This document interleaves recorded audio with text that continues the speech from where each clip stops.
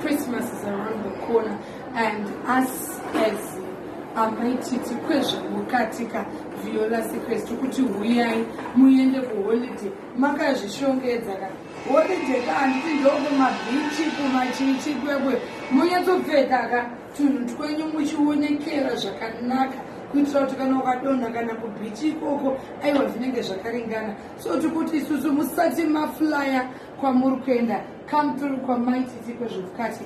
We have everything that you want. Nice panties, nice bras, lingerie yacho kuseri. Magara munongoza kuti kwamaititi kwemukati kuseri. Saka make sure before you pack, come through second floor, shop number JH008, Viola Secrets, kwamaititi kwemukati. Uyai murongedze zvishongedzwa plus vamwe munenge muchira muri macouples ka aiwa ka unofana